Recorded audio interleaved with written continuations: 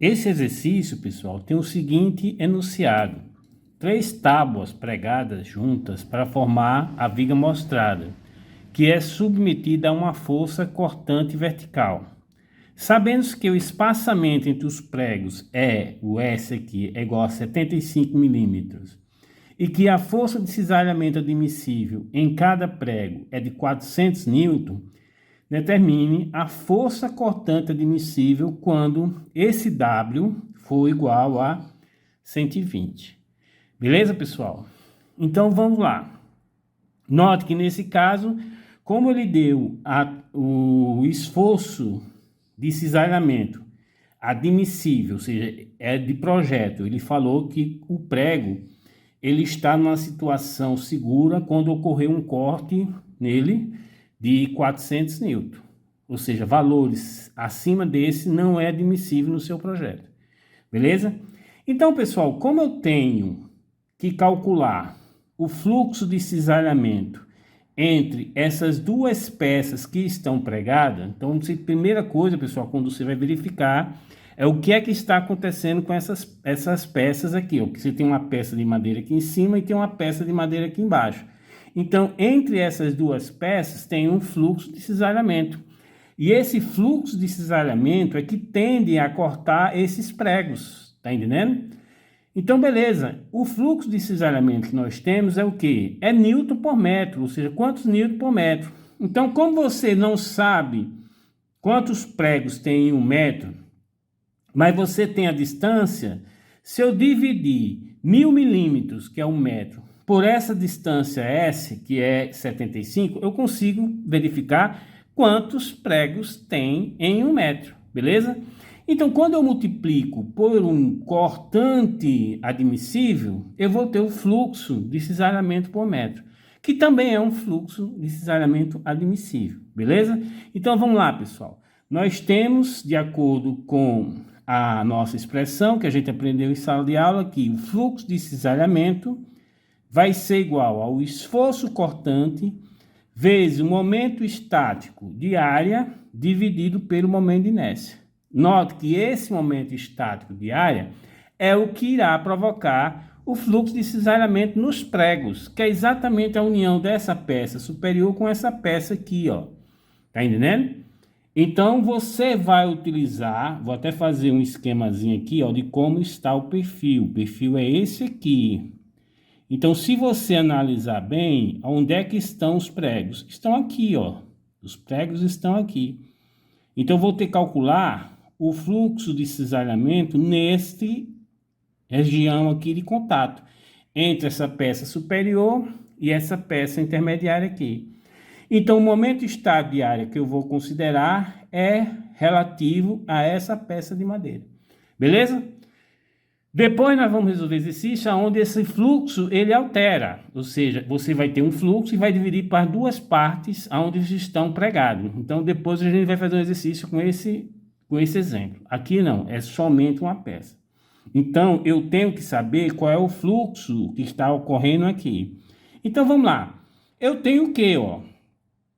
Eu posso determinar o quê? O que vai ser igual a quem, pessoal? Como eu falei, cada prego, né, ó, eu desenhei 2 pregos aqui, mas só é um prego, né, ó. Cada prego está distanciado de outro de 75.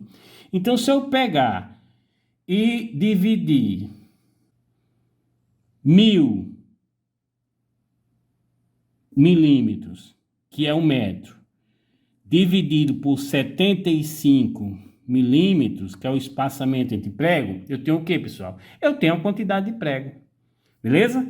Como cada prego ele vai suportar 400 newton, como está no enunciado, né? Ó, então, vezes 400 newton. Então, aqui eu tenho o que? A quantidade de pregos por metro. Então, isso aqui, a unidade é 1 sobre m, sobre metro.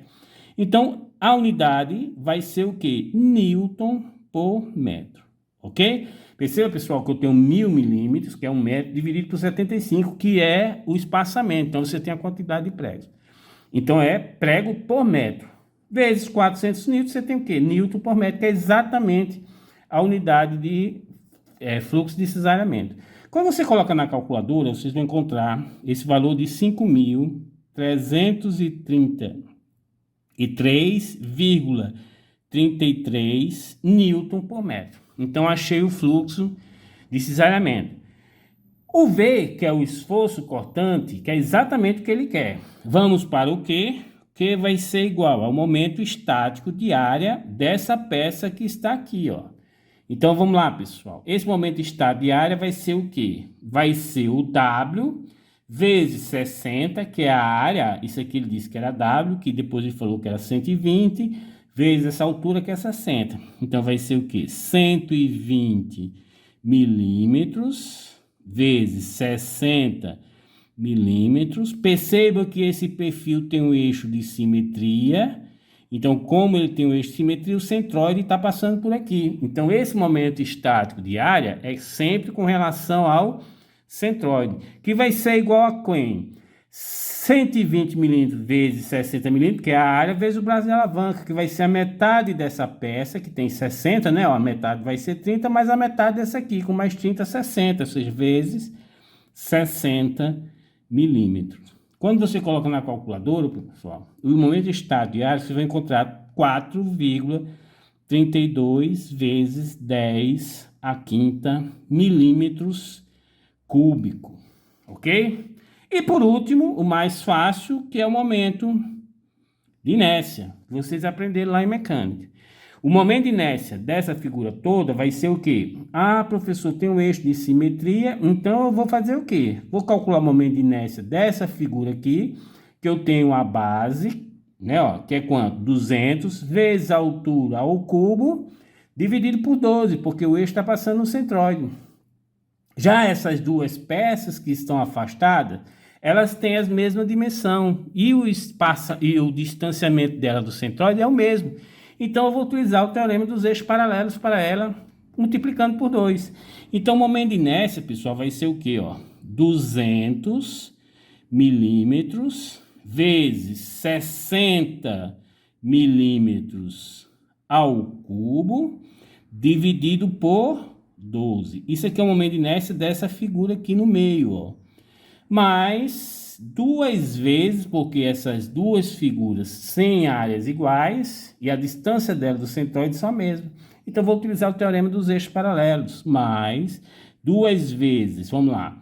A base dela, que vai ser 120 milímetros, vezes 60 milímetros, isso aqui ao cubo, dividido por 12, né, ó, mais a distância dessas peças ao centroide é 60. Então, 60 milímetros ao quadrado vezes a área, que vai ser o quê?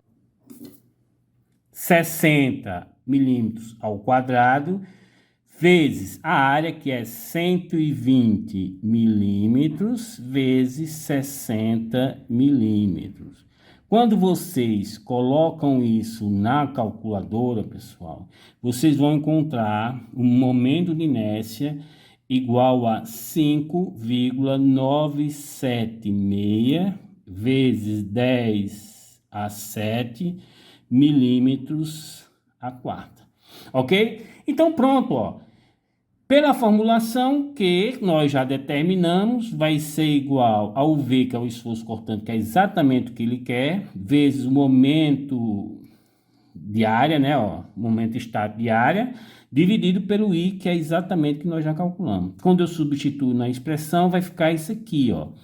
O meu fluxo de cisalhamento deu 5.333,33 newton por metro, vai ser igual ao V vezes momento estático de área, 4,32 vezes 10 a quinta milímetro ao cubo, ok? Dividido por o momento de inércia, que é 5,976 vezes 10 a 7 milímetros a quarta. Quando você retira o valor de V, tomar cuidado, pessoal, que esse metro tem que colocar 10 a terceira milímetro para poder, ó, cortar, nota que vai cortar tudinho, ó, esse metro ao cubo, com isso aqui fica milímetro, vai cortar esse milímetro com milímetro. Então, quando você substitui o metro